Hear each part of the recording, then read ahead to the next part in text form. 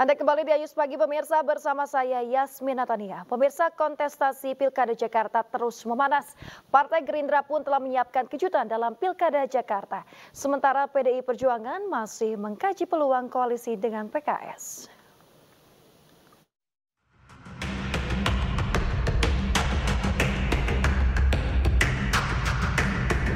Hingga kini baru sosok Anies Baswedan yang dipastikan maju dalam Pilkada Jakarta. Anies diusung oleh Partai Keadilan Sejahtera berpasangan dengan Muhammad Sohibul Iman yang saat ini menjabat sebagai Dewan Suro PKS. Sementara itu hingga kini PDI Perjuangan masih mengkaji peluangnya berkoalisi dengan PKS untuk mengusung Anies Baswedan dalam Pilkada Jakarta 2024. Sekjen PDIP Hasto Kristianto menyampaikan PDIP akan terus mendengarkan komitmen akar rumput dan suara rakyat. Ya, nama Pak Anies kan juga banyak disuarakan di situ. Hanya partai kan juga harus melihat secara komprehensif. Mbak Puan sendiri menyatakan Pak Anies ini menarik. Nah, sehingga dari pernyataan Mbak Puan kami terus lakukan, kami kembangkan untuk mendengarkan komitmen akar rumput dan bagaimana suara dari kebinekaan kita harus betul-betul diperhatikan. Kami tidak pernah kehilangan stok pemimpin karena partai selalu melakukan kaderisasi. Di sisi lain, Partai Gerindra hingga kini belum mengajukan calonnya dalam kontestasi Pilkada Jakarta mendatang. Namun, Gerindra nyatakan telah siapkan kejutan dalam Pilkada Jakarta. Rencananya Gerindra akan mengumumkan calonnya sebelum bulan Agustus. Insya Allah nanti akan ada kejutan yang sedang dilakukan oleh Pak Prabowo untuk mengambil keputusan-keputusan politik untuk DKI Jakarta. Nama-namanya udah ada? Insya Allah nanti tunggu waktu sebentar ya untuk diumumkan. Sudah dalam kantong. Ada nama Mas Anies nggak? Saya nggak ngintip untuk nama itu. Sebagai Gubernur Jakarta 2017-2022, Anies dinilai sebagai sosok yang kuat untuk kembali bertarung dalam Pilkada Jakarta 2024. Survei sejumlah lembaga juga menunjukkan elektabilitas Anies masuk di 3 besar kandidat potensial Pilkada Jakarta. Selain Anies Baswedan, nama Ridwan Kamil digadang-gadang menjadi pesaing kuat untuk kursi Jakarta 1. Basuki Cahayapurnama atau Ahok juga telah menyatakan kesiapannya untuk maju dalam Pilkada Jakarta. Tim Liputan iNews melaporkan.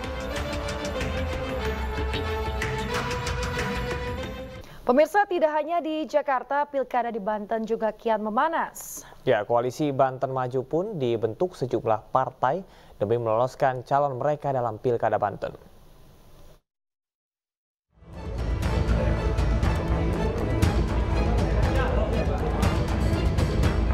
Partai Gerindra dan sejumlah partai membentuk koalisi Banten Maju. Koalisi ini terdiri dari Partai Gerindra, PAN, PKB, PSI, P3, dan Nasdem. Dalam pertemuan yang digelar pada 30 Juni, koalisi ini sepakat untuk mengajukan sejumlah nama dalam Pilkada 2024. Partai Gerindra deklarasikan politikus PSI, Valdo Maldini, sebagai calon wali kota Tangerang. Valdo dipasangkan dengan politikus Nasdem, Muhammad Fadlin Akbar. Calon wali kota dan wakil wali kota Tangerang, saudara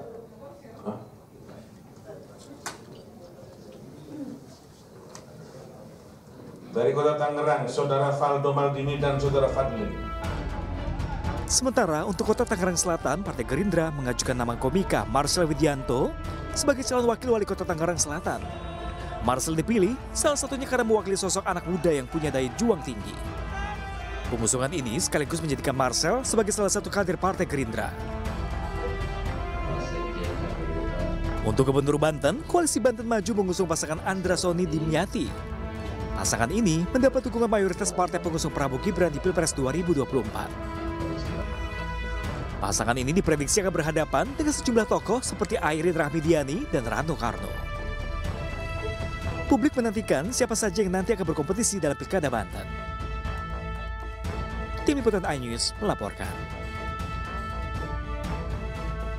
Pemirsa, sementara jelang Pilkada di Jawa Tengah, sejumlah tokoh terus melakukan konsolidasi. Ketua DPW PKB Jawa Tengah, Muhammad Yusuf Chudlori, bersilaturahmi ke rumah dinas Bupati Kendal, Diko Ganindito.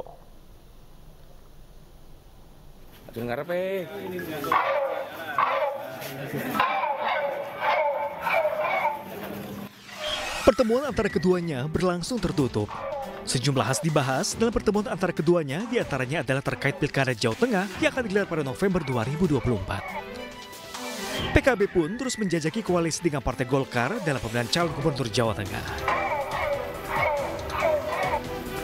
Salah satu halnya kan juga ada pilgub, ada pilkada kabupaten kota, ini kan juga yang kita diskusikan tadi. Kok mengarah ke pilgub Jawa Tengah?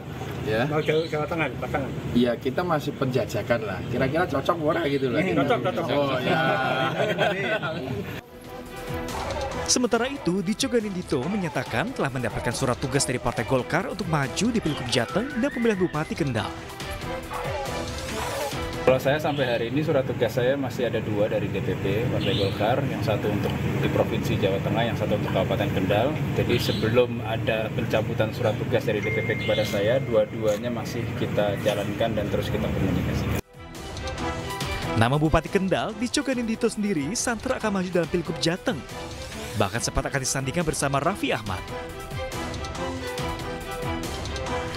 Selain keduanya, nama Kapolda Jawa Tengah Irjen Ahmad Lutfi juga muncul sebagai salah satu kandidat calon gubernur Jawa Tengah. Tim Liputan iNews melaporkan. Pemirsa, viral di media sosial, belasan kepala desa di Kota Prabu Mulih, Sumatera Selatan terima mobil dinas usai dilantik penjabat wali kota Prabu Mulih. Pemerintah berdalih kendaraan tersebut dibeli dan digunakan untuk operasional kepala desa dan warga setempat. Viral, hari ini kita melihat deretan mobil dinas untuk kepala desa se-Kota Prabu Mulih. Viral di media sosial, 12 kepala desa di Kota Prabu Mulih, Sumatera Selatan mendapat mobil dinas baru jelang pemilihan kepala daerah. Dalam unggahan video, mobil tersebut dibeli sebagai penunjang aktivitas kepala desa. Penjabat Wali Kota Prabu Mulih, Elman, mengatakan mobil dinas dibeli melalui anggaran dana desa tahun 2024 dengan anggaran Rp284 juta per unit dengan tujuan untuk mempermudah kinerja kepala desa serta dapat digunakan masyarakat sebagai pengganti mobil ambulans. Jadi dari dana desa dari APBN tetap, tapi dari ADD kita. Jadi menyupport kalau seandainya ada keperluan orang sakit, ada seluruh keperluan. Nah, kan kita ketahui dari seperti Talang Batu, Sinarama kan jauh, kan bisa apapun. Ya tekankan itu. Jadi mobil operasional desa. Menanggapi hal tersebut, tokoh pemuda Kota Prabu Mulih, Adi Susanto, mengatakan seharusnya pemerintah Kota Prabu Mulih membeli mobil ambulans untuk masyarakat daripada mobil dinas. Kita sesalkan kepada PJ Wali Kota, kenapa tidak bermanfaat dan tidak berguna bagi masyarakat, dan kita ingatkan kepada Kades. Ya, ingat kepada Kades, kalau memang jelas mobil itu mobil daripada masyarakat dan rakyat, kita lihat, kita pantau, benar nggak digunakan untuk masyarakat. Nanti tidak akan mungkin, saya jamin tidak akan mungkin masyarakat bisa pakai mobil tersebut. Anggaran pembelian 12 mobil dinas baru ini mencapai Rp3.480 juta. Warga cuma berharap dengan fasilitas yang telah diberikan dapat meningkatkan pelayanan kepada masyarakat dan bukan untuk kepentingan pribadi kepala desa. Apalagi sebagai hadiah untuk memenangkan salah satu kandidat bakal calon kepala daerah. Dari Prabu Mulih, Sumatera Selatan, Berry Brima, iNews melaporkan. Pemirsa, Presiden Joko Widodo kembali mengingatkan Polri untuk mendukung terselenggaranya pemilihan Pilkada serentak 2024 agar aman dan juga lancar. Presiden pun mengingatkan agar Polri netral di pilkada tersebut. Keamanan negeri kita. Selain itu, sebentar lagi kita akan memasuki tahapan Pilkada 2024. Saya minta Polri turut mendukung dan mensukseskan pesta demokrasi ini. Jaga netralitas, jaga stabilitas, dan jaga demokrasi kita agar pilkada dapat berlangsung aman, jujur, dan adil. Kita ke informasi berikutnya, pemirsa. Perampasan telepon genggam dan buku partai milik Sekjen PDIP Hasto Kristianto oleh penyidik KPK berbuntut panjang. Melalui kuasa hukumnya, Hasto melaporkan hal tersebut ke Pengadilan Negeri Jakarta Selatan. Roni Talapesi selaku kuasa hukum dari Sekjen Partai Demokrasi Indonesia Perjuangan Hasto Kristianto pada Senin siang mendatangi Pengadilan Negeri Jakarta Selatan. Kedatangannya ini untuk mendaftarkan gugatan dugaan pelanggaran SOP yang diduga dilakukan oleh penyidik KPK saat pemeriksaan terhadap Hasto pada Senin 10 Juni lalu. Perampasan itu dilakukan oleh seorang penyidik KPK bernama Rosa Purbabekti. Saat itu staf Hasto bernama Kusnadi digeledah ketika ia menemani Hasto di gedung KPK. Dalam penggeledahan itu penyidik KPK menyita 3 handphone, kartu ATM dan buku catatan milik Hasto. Apa yang dilakukan oleh oknum penyidik KPK sudah semena-mena. Dan kami PDI Perjuangan masih percaya kepada hukum, maka kami melakukan upaya hukum ini agar kami PDI Perjuangan mendapatkan keadilan. Selain melaporkan ke Pengadilan Negeri Jakarta Selatan, pihak Hasto Kristianto juga melaporkan penyidik KPK itu ke Dewas KPK dan juga Komnas HAM. Dari Jakarta, Helmi Sajangbati, iNews melaporkan.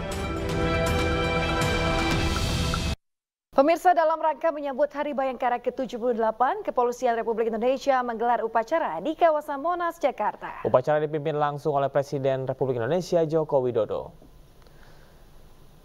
Perayaan Hari Bayangkara ke-78 tahun 2024 ini mengusung tema Polri Presisi mendukung percepatan transformasi ekonomi yang inklusif dan berkelanjutan menuju Indonesia Emas 2045. Selain dipimpin langsung oleh Presiden Joko Widodo, rangkaian upacara Hari Bayangkara ke-78 juga diisi dengan defil dan atraksi terjun payung bagi warga yang hadir. Selepas upacara, warga bisa menikmati 150 booth bazar, pesta rakyat, dan hiburan dari artis tanah air.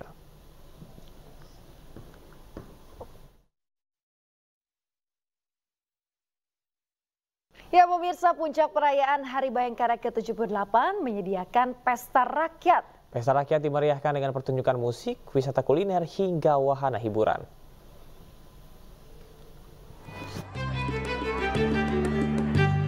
Sekitar 150 UMKM makanan dan minuman disediakan Polri untuk masyarakat secara gratis agar malam perayaan Hari Bayangkara kian berkesan di kawasan Monas, Jakarta Pusat. Banyak pengunjung tampak lesehan menikmati sejumlah menu makanan yang disediakan gratis. Acara dibuka untuk umum dan tidak dikenakan biaya apapun. Masyarakat berdatangan dari berbagai kalangan dan usia mulai dari anak-anak, remaja hingga lansia.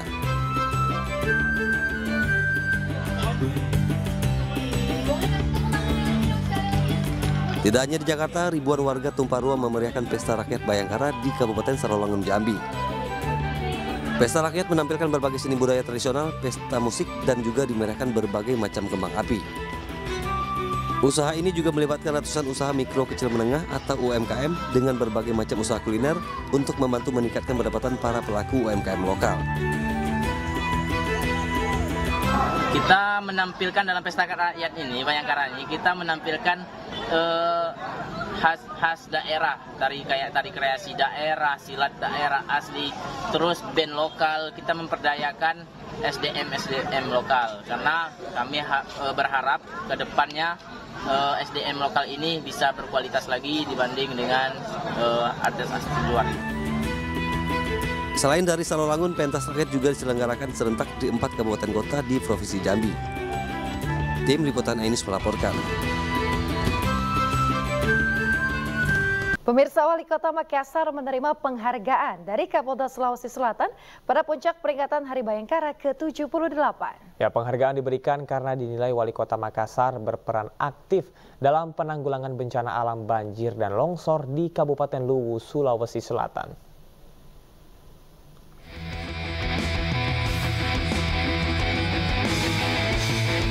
Puncak peringatan HUT Bayangkara digelar di Mapolda, Sulawesi Selatan. Dihadiri seluruh petinggi Polda termasuk Kapolda Sulawesi Selatan Irjen Pol Andirian Jayadi, serta PJ Gubernur Sulawesi Selatan Profesor Zudan Arif Fakrullah. HUT kali ini mengangkat tema Polri mendukung percepatan transformasi ekonomi yang inklusif dan berkelanjutan menuju Indonesia Emas. Acara diisi dengan serangkaian kegiatan, salah satunya pemberian penghargaan kepada Wali Kota Makassar dan beberapa pihak lainnya. Wali Kota Makassar Ramdan Pomanto didaulat atas prestasi dan berperan aktif dalam penanggulangan bencana alam banjir dan longsor di Luwu, Sulawesi Selatan. Saya lihat penghargaan pada saat bencana banjir di Luwu. Kebetulan kami turunkan full kekuatan untuk membantu saudara-saudara kita di Luwu. Pesan yang kami sampaikan dari masyarakat Kota Makassar, semoga Kepolisian Republik Indonesia lewat Polda Sulawesi Selatan semakin dicintai rakyat. Ramdan Pomanto dikenal sebagai wali kota segudang prestasi. Sederet penghargaan diraih selama menjabat sebagai wali kota Makassar. Belum lama ini, pria yang akrab disapa Dani Pomanto ini memborong 6 penghargaan dari peringatan Hari Keluarga Nasional ke-31 di Semarang. Penghargaan itu diberikan oleh Presiden Joko Widodo yang diserahkan melalui Menteri Koordinator atau Menko Bidang Pembangunan Manusia dan Kebudayaan Muhadjir Effendi. Dari Makassar, Sulawesi Selatan, Wahyu Ruslan, Ainews melaporkan. Pemirsa, puluhan mahasiswa dari 29 negara menjadi partisipan kegiatan ASEAN Plus Environmental Action 2024. Kegiatan tersebut digelar oleh Himpunan Mahasiswa Hubungan Internasional Universitas Budi Luhur.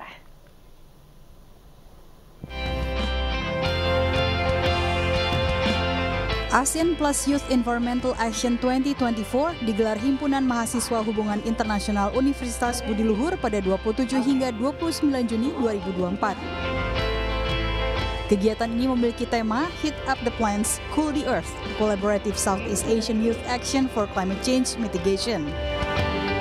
Melibatkan sekitar 59 mahasiswa dari 29 negara, event ini juga menggandeng Dinas Kehutanan dan Kementerian Luar Negeri.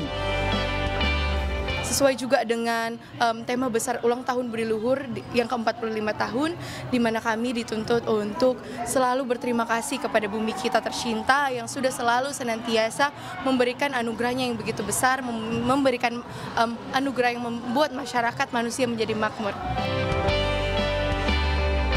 Puncak acara diisi dengan awarding night dan ditutup dengan penanaman 6.000 pohon di wilayah Baduy Luar, Kabupaten Lebak, Banten. Nanti puncaknya adalah ikut melestarikan alam, gitu, berupa penanaman pohon. Itu ada 6.000 pohon yang kita pusatkan di Baduy Luar. Jadi kalau bisa menjadi acara tahunan ya, dan saya juga minta mahasiswanya bisa nggak konsisten tahun depan ada, itu yang paling penting. Yes, kita akan dukung terus. Terutama Indonesia sebagai satu bagian dari negara dunia ya, ASEAN, terutama kita harus mempelopori itu semua. Dan kampus ini moga-moga jadi yang utama untuk ke situ. ASEAN Plus Youth Environmental Action akan digelar kembali pada tahun 2025 dengan perluasan partisipan dan melibatkan Dinas Pariwisata. Dari Jakarta, Jessica Winoto, Muhammad Firmansyah, iNews melaporkan.